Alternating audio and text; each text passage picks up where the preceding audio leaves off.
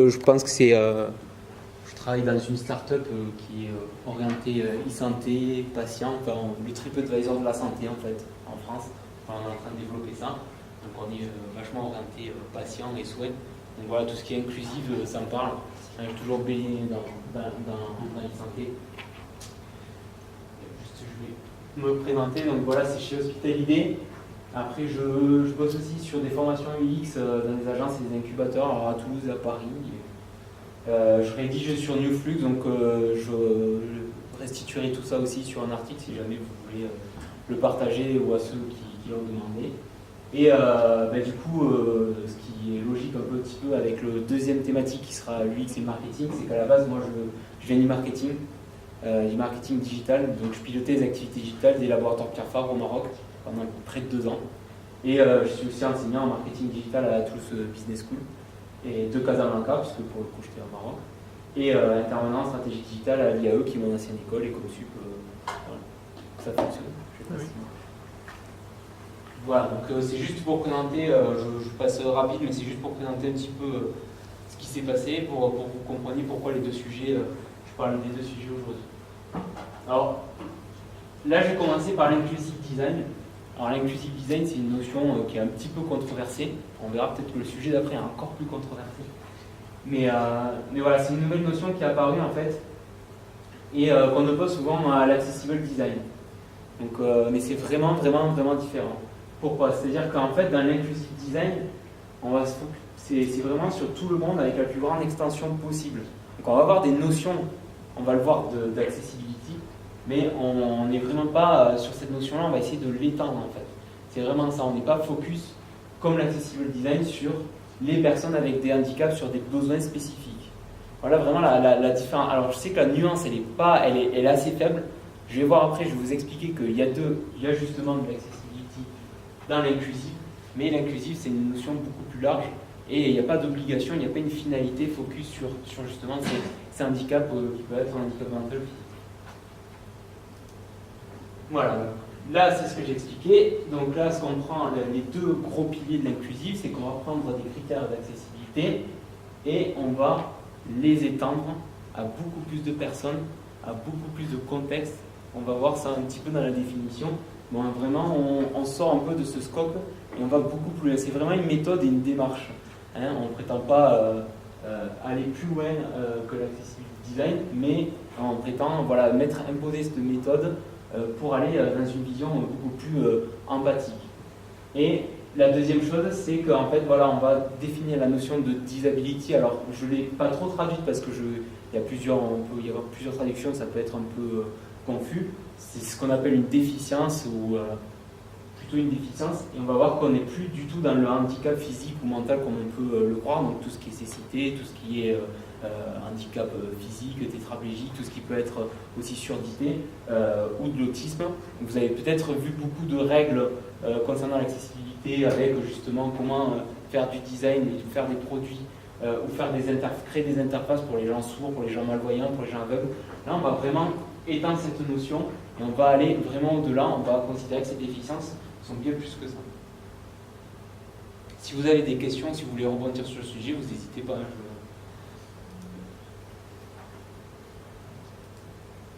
Voilà.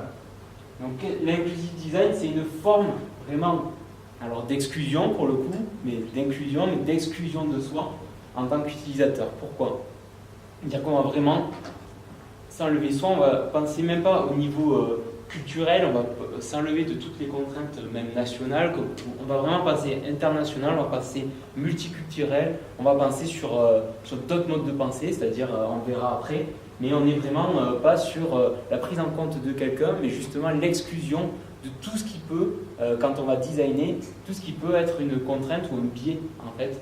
Et ces biais, on va voir que c'est vraiment pas des biais, c'est des biais qui peuvent être énormes et multiples. Et ensuite, c'est prendre en compte aussi le fait que les utilisateurs changent. Parce qu'en fait, on crée des produits qui ont une relation de plus en plus durable. Je ne sais pas, Airbnb, je ne sais pas si vous utilisez Uber. Bon, Uber, vous ne l'utilisez pas une fois, ou Airbnb, vous pouvez l'utiliser plusieurs fois. Et vos besoins sur ces produits peuvent changer. Hein, vous pouvez être un jour célibataire, vous cherchez un studio à la mer, un jour vous êtes marié et vous avez un enfant, et vous cherchez plutôt une maison, ou vous partez avec des couples, donc du coup vous avez des contraintes. Ou alors il peut vous arriver des choses, vous pouvez avoir un accident, vous pouvez vous retrouver en béquille, vous pouvez vous retrouver en fauteuil roulant. Vous voyez, il y aura plein de choses qui vont être modifiées, et ces utilisateurs-là, on ne va pas être focus alors sur une disabilité entre guillemets en particulier, mais sur tout ce qui peut arriver dans le contexte et tout ce qui peut arriver dans le temps. À quel moment on est exclu? Puisque la notion d'inclusive, hein, c'est essayer de faire venir tout le monde. Alors attention, c'est faire venir tout le monde, mais pas à n'importe quel prix. C'est une tentative. On n'est pas dans je cherche à faire du design universel. Hein, on n'est vraiment pas dans cette démarche-là. On se dit, bon, à un moment donné, il y a des choses que je peux faire qui peuvent avoir des impacts dans le temps, dans le contexte. C'est exactement ce qui se passe en 1980. La définition de l'OMS d'une disability, donc d'une déficience, elle est vraiment comme un attribut en termes de santé. On est vraiment focus sur qu'est-ce que tu es toi, qu'est-ce que tu as comme déficience intrinsèque à ta personne.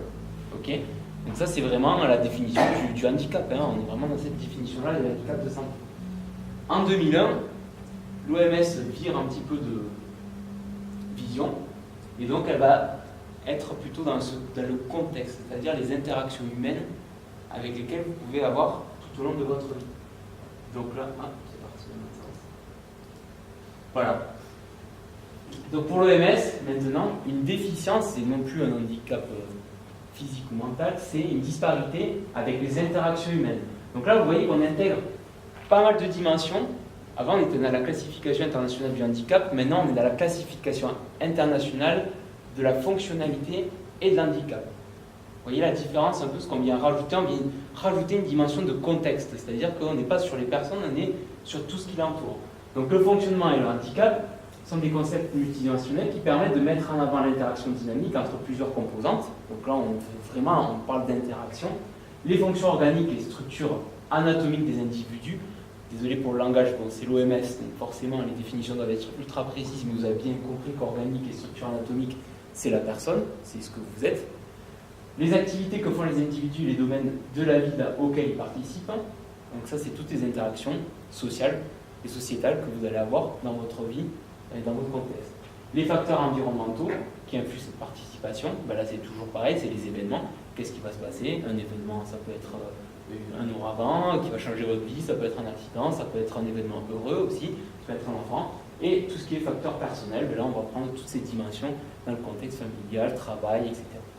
Est-ce que vous voyez un petit peu la différence et ce que veut faire l'inclusive design, vraiment d'intégrer toute cette notion de contextualité, je vous perds ou vous êtes... C'est vrai que ça peut être des fois l'exercice mental entre handicap et contexte, attribut et contexte peut être assez compliqué. Donc alors, quand j'ai commencé à travailler sur ces notions d'inclusive, moi-même je m'y perdais, je ne savais plus quelle définition, laquelle rentrer dedans, mais en fait, voilà, comme je l'ai dit, on étire en fait un concept et on déploie une nouvelle méthode qui sont plutôt en fait orientées dans l'évolution du temps, c'est-à-dire le web, l'arrivée des interfaces, l'arrivée des smartphones, voilà, comme on verra tout à l'heure dans l'UX et le marketing, qui évolue en fait, c'est une notion qui évolue. Donc voilà, là c'est se concentrer, hein, vraiment le centrer, je l'ai bien mis en avant, j'ai pas mis j'ai mis le centrer en avant, sur les contextes et son influence sur les interactions humaines. Vous connaissez tous l'adage au royaume des aveugles, le borgne roi. Vous connaissez ça? Donc en fait, vous voyez, cette citation, elle est pas mal parce qu'en fait, vous pouvez voir que quelqu'un qui est borgne, qui est censé être, qui a un handicap, qui a une déficience par rapport à la société telle qu'on le connaît, si on le place dans une société où il n'y a que des aveugles, au final, c'est qui est qui a le plus de déficience? C'est pas lui. C'est lui qui est en... Voilà, vous voyez un petit peu ça. C'est-à-dire qu'en gros, vous vous dites, ouais, mais telle personne a une déficience, mais en fait, quel est son contexte? Dans quel contexte elle se situe? Une personne qui a une déficience, qui est paralysée ou qui est tétraplégique, avec un fauteuil roulant, dans un pays qui est plutôt développé et qui fait des normes handicapées, va pas se retrouver face à la même difficulté que quelqu'un qui se retrouve au Rwanda où les politiques et les infrastructures ne sont pas du tout axées sur cette partie-là. Voire même, il y a un rejet un petit peu de ces personnes. Vous voyez, ces notions de contexte, ça va vraiment influer sur cette déficience en fait. Est-ce qu'elle est importante ou pas? C'est pas forcément intrinsèque à vous, c'est les influences de contexte. Les trois dimensions dans l'inclusive design de la déficience, c'est qu'elles peuvent être permanentes. Donc là, on voit une personne qui a plus de bras, enfin plus il lui manque un bras, plutôt une partie de bras. Donc ça, ben, à part des progrès technologiques, ça ne va pas repousser. Par contre, sa déficience, ça peut être temporaire. C'est-à-dire que c'est une personne qui a le bras dans le plâtre. Donc pendant 2, 3, 4 mois, elle va se retrouver avec un bras en moins. Ou après, ça peut être sur une utilisation situationnelle. Alors c'est une femme, mais ça peut être un homme. Je me suis déjà fait critiquer, c'est pas moi qui ai fait le logo. Mais les hommes aussi peuvent porter des bébés, mais quand on porte un bébé et qu'on fait des choses, qu'on est actif, je ne sais pas si ça vous arrive aussi. Moi, je viens d'être récemment papa, donc en plus ça me parle. Mais il y a des moments où on utilise son téléphone, on utilise des choses avec un seul bras, et on a le bébé dans l'autre parce qu'elle n'a pas de pleurer. Donc vous voyez comme quoi, une dimension, une déficience, quand on la prend dans son contexte, vous voyez les dimensions qu'elle peut avoir, elle peut être permanente, temporaire ou situationnelle. Voilà un petit peu ce que l'inclusive essaie de mapper dans votre design de produit, de service ou d'interface. Donc là, je l'ai montré, c'était tout ce qui était le toucher, donc là c'était avec le bras. Vous avez aussi tout ce qui est au niveau de l'écoute. Donc il y a quelqu'un qui est complètement sourd. Il y a quelqu'un qui peut avoir une infection aux oreilles qui entend mal pendant quelques mois, donc le temps d'être soigné, mais c'est juste temporaire. Et il y a quelqu'un qui travaille une soirée en tant que barman, mais ben voilà, à un moment, il va peut-être avoir besoin d'utiliser votre interface. Quand je parle de design, d'inclusive design, on est sur tout type d'interface. Ça peut être une caisse, ça peut être son smartphone, ça peut être pas mal de choses. Et là, du coup, ben, il ne va pas avoir, s'il y a des sons, si votre interface est composée de sons et que les sons sont déterminants dans l'utilisation, il ne va pas pouvoir. Pareil donc pour tout ce qui est parole, une personne qui est muette, une personne qui a une angine et qui ne peut pas trop parler, ou quelqu'un, mais ça on le verra, c'est assez marrant, ça fait rire, mais c'est vrai, et c'est une vraie déficience, quelqu'un qui a un fort accent. Un fort accent peut être une déficience qui va entraîner une exclusion dans un contexte social. Ça peut arriver. On ne va pas aller jusqu'au racisme, etc., ce qui est une réalité, mais même des fois dans certaines choses, dans certaines interactions à l'école, ça peut avoir, ou même dans le travail. Et la vue aussi, pareil, mais là, pareil, vous avez compris l'exemple, quelqu'un qui est aveugle, quelqu'un qui a une cataracte manifestation de rien, et quelqu'un qui est distrait et qui va justement pas pouvoir être focus sur votre interface, notamment dans sa voiture. Soit si vous êtes focus sur l'interface, vous n'êtes pas focus sur la route en général. Jusque-là, ça vous paraît clair? Alors, la disability ou la déficience, elle peut être matérielle. Est-ce que vous avez déjà imaginé que ça peut être une déficience matérielle? Je pense que vous l'avez tous exploité quand vous avez besoin, je ne sais pas si vous faites du design, si vous faites un peu de motion, si vous faites de la vidéo, ou si vous faites tout simplement du vélo, à un moment donné, vous avez besoin de matos pour performer. Si vos copains, si vos collègues de travail, ils travaillent tous sur des versions récentes, ou s'ils ont tous un super vélo et qu'ils ont un bon niveau, et que vous avez un vélo qui ne roule pas très bien, qui ne peut pas faire plus de 20 km, ben vous allez vous retrouver avec un matériel qui va vous exclure. Vous voyez, cette exclusion, elle n'est pas tangible, on ne peut pas trop l'imaginer souvent, mais elle arrive. Et notamment dans le matériel. Quelle est la différence entre ces deux téléphones? Bon, je l'ai un peu... J'ai pas fait de teasing, j'aime pas trop les animations dans les slides. Est-ce que quelqu'un peut me dire en quoi ça peut être excluant? Quelqu'un qui possède ce smartphone et quelqu'un qui possède celui-là. Il n'y a plus d'applications sur Windows Mobile. Exactement. Et quelles sont les applications qui manquaient sur Windows Mobile? Quasi toutes. Et on va dire, en plus, on va parler de réseaux sociaux. J'ai marqué Instagram vient d'arriver, mais Instagram n'y était pas. Je suis désolé qu'un étudiant, un adolescent qui a un téléphone. Amazon a quitté Windows 8. Oui, Amazon, voilà. Ça n'existe plus sur Windows. Exactement. Donc là, j'ai mon smartphone, je ne peux plus commander, je ne peux plus tracer, je ne peux plus utiliser mon téléphone pour commander sur Amazon, très bon exemple. Et je peux même pas faire du Snapchat. Voilà. Donc on sait combien d'utilisateurs dans le monde Instagram? 500 millions. Vous imaginez? C'est-à-dire que là, vous êtes un jeune, vous êtes quelqu'un qui a besoin, ou un photographe, quelqu'un qui est passionné par la photo, ou par la mode, etc. Vous vous retrouvez avec un téléphone qui vous empêche d'être connecté à toute cette culture, à toutes ces personnes, à tous ces influenceurs, à tous ces gens-là. Rien que le fait d'avoir ce téléphone-là peut vous exclure. Et on ne parle pas de l'écran, du processeur, la connectivité. Pourquoi je parle de l'écran? Je ne sais pas si du coup, il n'y a pas beaucoup qui ont fait du UX ici ou qui font du web design. Mais en tout cas, je ne sais pas si ça vous est arrivé. Si vous utilisez un logiciel comme Photoshop ou Sketch, vous utilisez sur un écran Retina. C'est magnifique, c'est tout beau. Vous mettez des contrastes très pauvres, hein, du bleu sur du bleu clair, du bleu ciel. Waouh, c'est magnifique. Vous le passez sur l'écran de votre mère, qui a un écran d'il y a 10 ans. C'est du bleu comme moi. Elle ne voit pas les couleurs, elle ne voit pas ça. Voilà. Donc là, voilà, vous voyez un exemple de matériel sur lequel, bon, ça c'est vraiment une des principes de l'UX. À un moment donné, on va faire des contrastes pour justement. Mais il faut avoir pensé que, justement, ces écrans, ce matériel peut exclure. Et nous ne parlons pas du processeur et de la connectivité. Par exemple, si vous jouez aux jeux vidéo, si vous avez besoin d'applications qui consomment énormément de données, que là, au bout de processeur, on va se retrouver vite limité. Je ne sais pas s'il y en a qui ont utilisé Pokémon Go pendant cet été. Je peux vous dire que ça ne tournait pas. Il y a des téléphones qui ont chauffé. C'est ça qui a fait péter le Note 7. Je ne sais pas, mais... Voilà, donc en fait, vous voyez comme le matériel peut aussi être une dimension de déficience.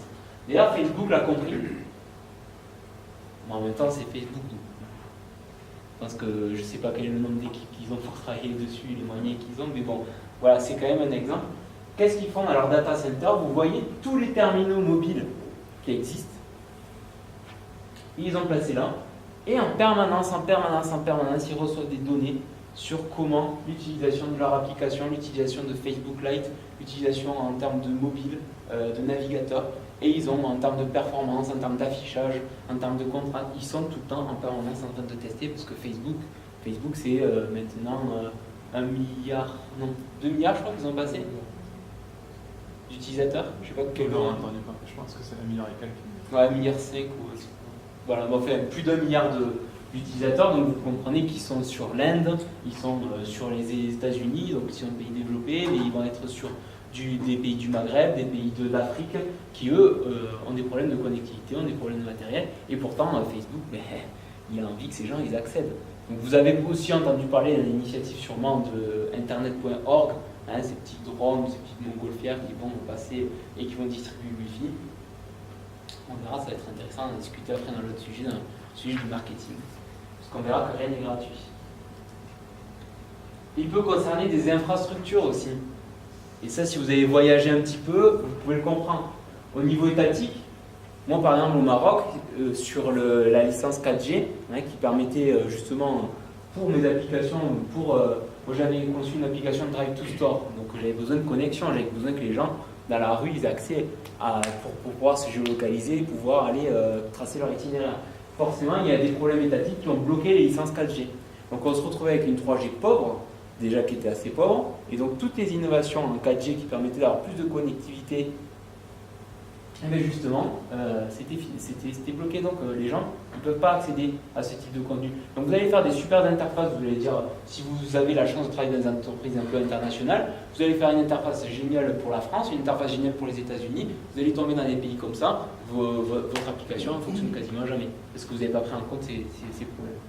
La censure, justement, ce même pays, je ne sais pas si vous avez entendu récemment, moi c'était la panique dans les équipes avec qui j'ai gardé contact, ils ont censuré tout ce qui était Skype, WhatsApp, puisqu'on pouvait passer des appels via Internet. Et donc les opérateurs téléphoniques ont dit attendez les gars, c'est notre business, c'est notre marché, on bloque ça. On a vu ça ici en France il y a quelques années. Ouais, mais écoute, Skype au départ, comme ça en France, ouais. tu ne pouvais pas passer d'appel avec. Voilà. Mais du coup, tu ne peux pas communiquer avec des équipes à travers le monde qui ont le même type de produit, puisqu'à l'époque, Skype, je suppose qu'il n'y avait pas grand-chose qui était équivalent. Sur les téléphones, tu pouvais avoir Skype, mais tu ne pouvais pas appeler avec. Aujourd'hui, c'est possible, mais à l'époque, non. Pourtant, le réseau te permettait de le faire. Voilà, mais ça peut être une forme de déficience à cause de ça. C'est un bon exemple. de sous-investissement. Bon, on va pas faire tout ça, mais bon, c'est vraiment des exemples pour illustrer. Les opérateurs aussi, ben, regardez la vitesse de la fibre aux États-Unis, regardez la vitesse de la fibre en France. Donc pas d'investissement.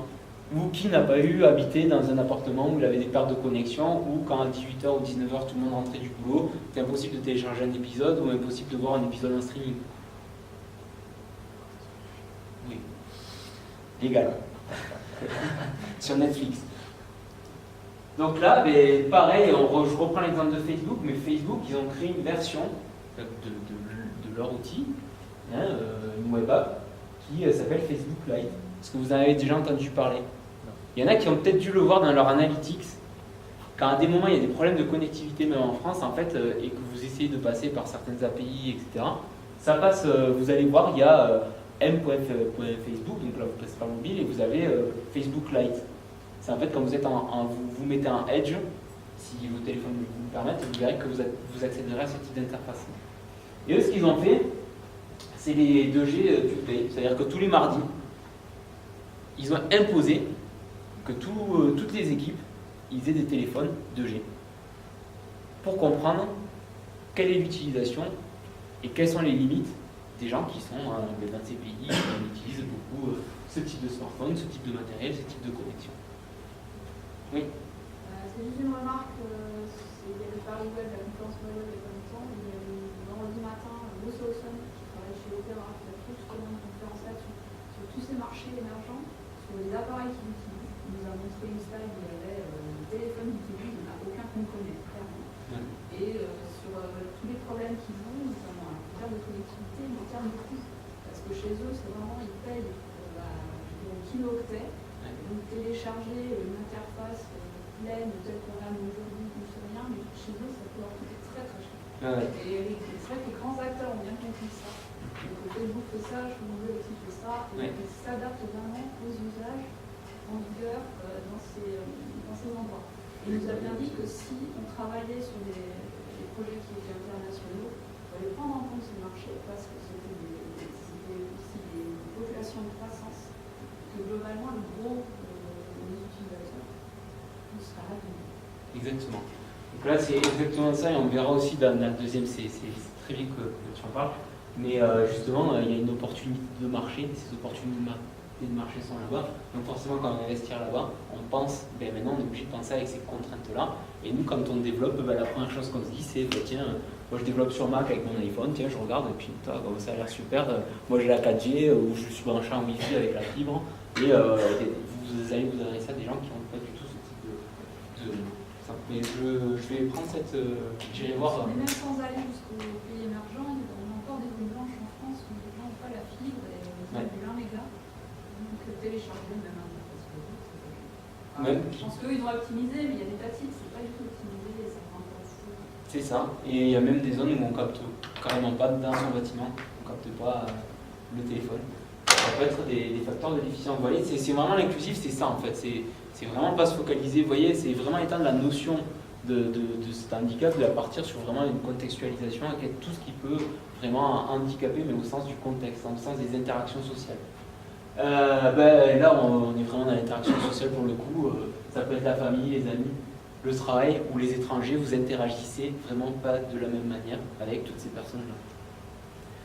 Je ne sais pas si vous invitez votre boss sur Facebook pour qu'il voit vos photos de soirée ou qu'il voit les photos que vous avez passées au week-end. Je pense pas.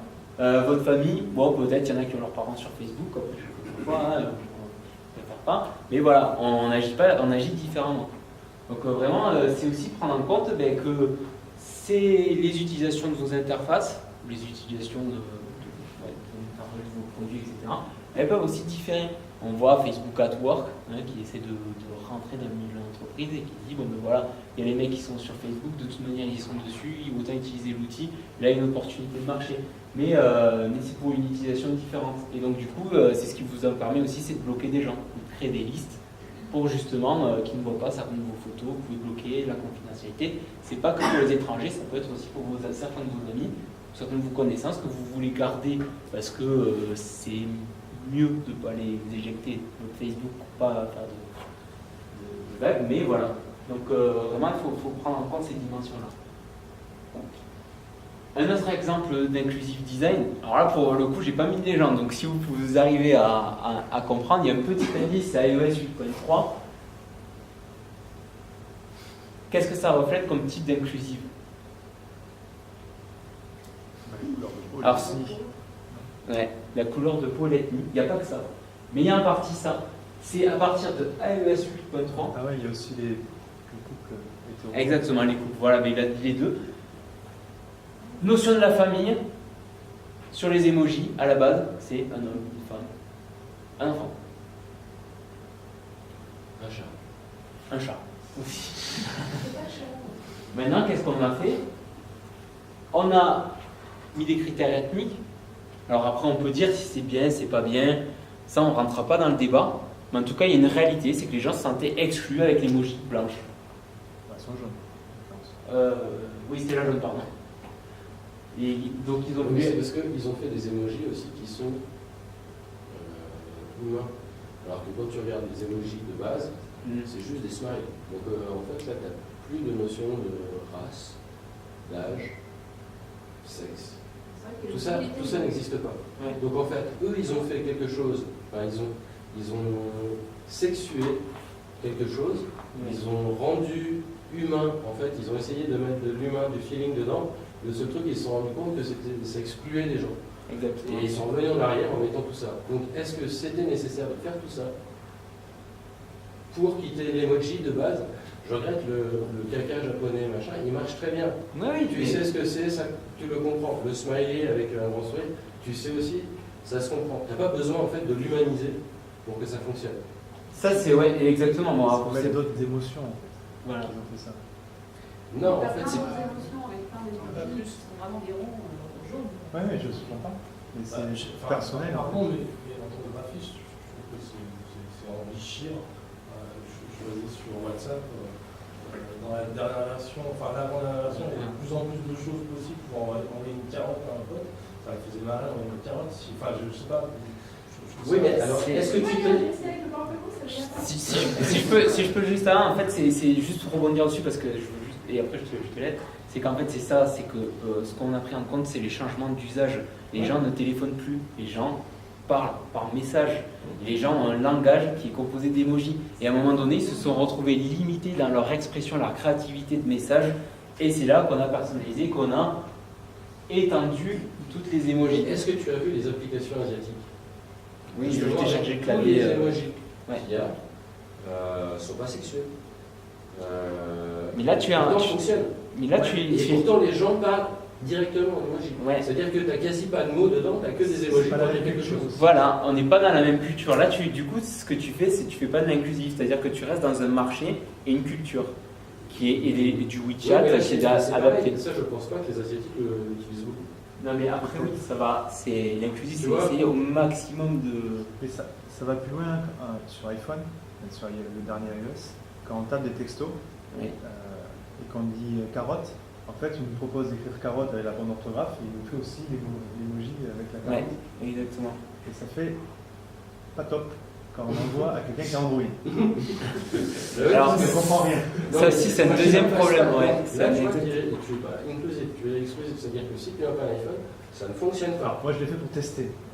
Alors, Oui, des mais fois, tu vois, moi, j'écris des mots. c'est pas que ça fonctionne pas, c'est que des fois, les émojis sont suivant les OS. Non, parce qu'ils ont sont utilisé en différents. fait une plage émoji qui n'existe pas sur Android, D'accord. techniquement. Le message, C'est-à-dire que tu ne veux pas remplacer un caractère par un autre caractère vu qu'il n'existe pas. je pense que les informaticiens pourront en parler, mais il y a un alt, quelque chose qui va remplacer l'emoji. Ils l'ont Oui, mais pas alors, dû c'est bien une plage développer. de caractères qui est tellement loin, tu vois, là, tout ce qu'ils utilisent, c'est des plages de caractères qui sont tellement loin qu'en fait, tu n'as rien sur Android de base pour remplacer ces caractères-là. Il n'y a que sur iOS que ça existe. Donc, ce que tu vas avoir, c'est l'alt, machin, donc un caractère qui ne ressemble à rien. Et ça marche pas. Alors là, après, on est aussi dans des objectifs de communication, de marketing. Hein, c'est-à-dire, j'utilise des choses que tu n'as pas sur ton Android, donc bien sur iOS. Donc là, on est sur d'autres dimensions, on n'est plus sur de l'inclusion, on est sur des notions de marché. Essaye d'envoyer ça sur un Nokia 3310, on va voir. Oui, Mais Tu sais, les gens dont tu parlais là. justement, quand on se sent exclu sur un Windows Phone, qu'on n'a pas accès à Instagram, qu'on n'a pas accès à Snapchat et que tout le monde l'a, quel est le premier réflexe qu'on va avoir? C'est de changer son téléphone dès qu'on peut. Donc c'est aussi des faits. Allez. Ah oui, d'accord, c'est pas franche de 29 minutes, il y avait marqué. Peut-être. Ok, donc, vous voyez, bon, ça on le verra aussi un petit peu après, c'est des choses aussi qui sont un peu les limites de l'UX, du marketing, et qui s'entremêlent, c'est quelle est la notion de marché, d'avantage concurrentiel, et comment on crée un produit aussi sur une position dominante dans un certain secteur, pour justement exclure certaines personnes, pour essayer, en fait, des fois l'exclusion permet l'inclusion, mais en termes de marché, pas en termes de design. Là, je vais rester focus sur ça. Mais je pense que vous avez compris le principe. Voilà, je pense que vous avez compris aussi. Et c'est quand même malheureux que c'est arrivé cette année. Il n'y a que cette année que les équipes de design Microsoft qui sont extrêmement impliquées dans l'inclusif. D'ailleurs, vous allez voir, il y a pas mal d'illustrations. Hein, je rends le crédit à Microsoft. Hein. Ils ont fait un toolkit, ils ont fait des ateliers, etc. Vous pouvez les télécharger, c'est assez complet. Vous pouvez aller beaucoup plus loin avec les gens qui ont participé en fait, à ce toolkit. Vous pouvez aller voir leurs articles et leurs sujets. Mais voilà, là ils ont introduit dans le gaming des gens qui étaient en fauteuil roulant. Quoi. Alors c'est bien, et c'est quand même tard. Quoi. Mais voilà, parce qu'il y a des gens qui se sont sentis exclus aussi. Pourquoi les avatars que propose Microsoft sur leur interface Xbox ne prennent pas en compte aussi ces gens-là qui peuvent aussi avoir un signe distinct. Donc la deuxième vraiment grande notion, c'est ce que je disais, c'est quand on va prendre l'accessibilité et qu'on va l'étendre. Alors ça, c'est ce qui paraît ultra logique, mais quand on est focus sur vraiment un handicap, on se focalise sur mon produit, mon interface va être fonctionnelle pour cette personne. Et je ne vise personne d'autre. Alors que l'inclusif va dire, attention, quand je vais, vous voyez, sur un handicap, une situation d'accessibilité, quoi, d'un handicap, je touche 26 000 personnes. Mais comme on a vu, ce même handicap peut être une situation temporaire, comme elle peut être une situationnelle. Ça, c'est une étude qui a été faite aux États-Unis par Microsoft. C'est-à-dire que quand vous prenez en compte certains aspects du handicap permanent, c'est plus 26 000 personnes que vous pouvez toucher, mais c'est potentiellement 21 millions de personnes aux États-Unis, qui sont à peu près 300 millions.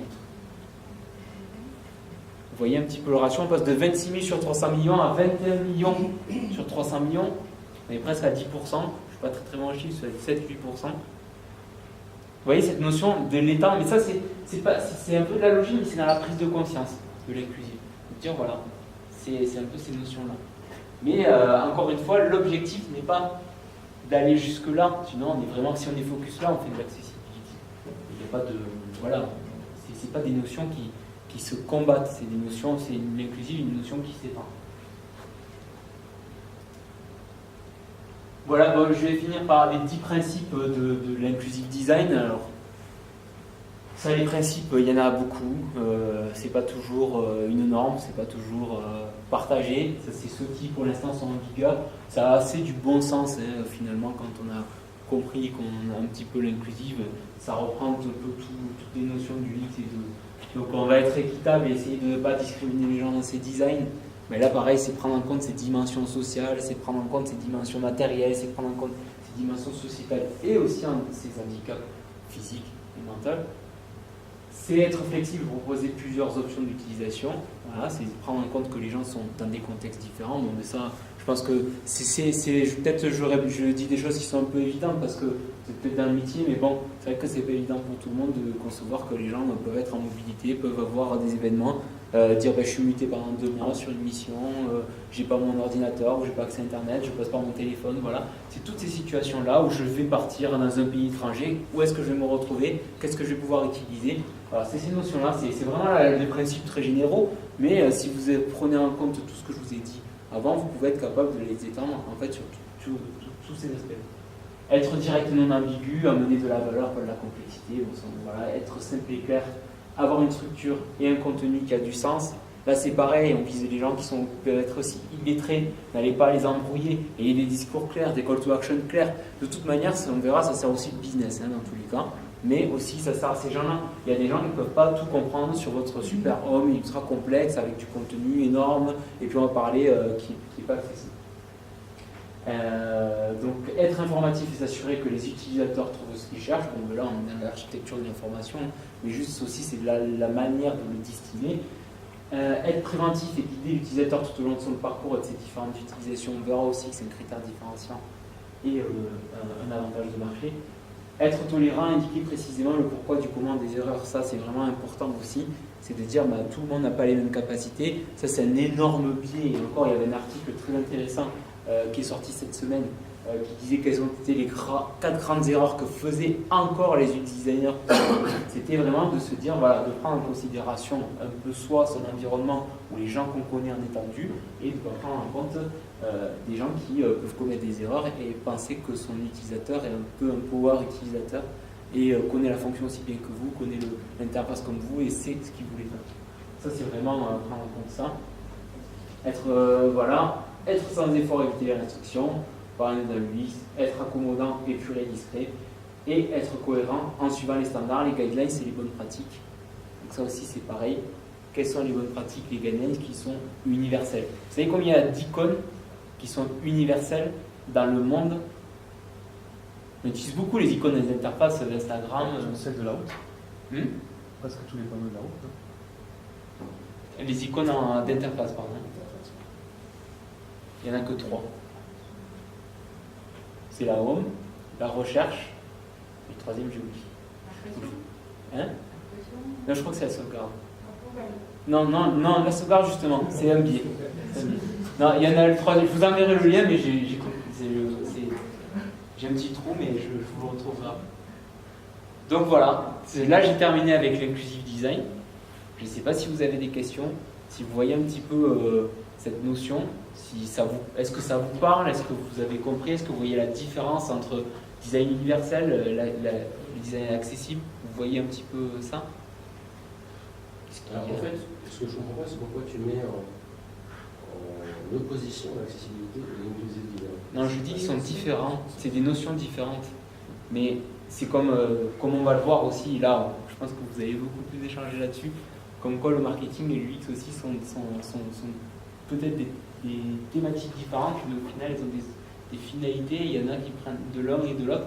Là, c'est cette notion, je les ai opposées pour dire vraiment, quand je parle d'inclusif, je ne vais pas vous parler. Voilà, c'est que l'inclusif va prendre, je l'ai bien dit, des notions d'accessibilité et va les étendre et va avoir une vision beaucoup plus large, une vision qui est adaptée en fait au design d'interface.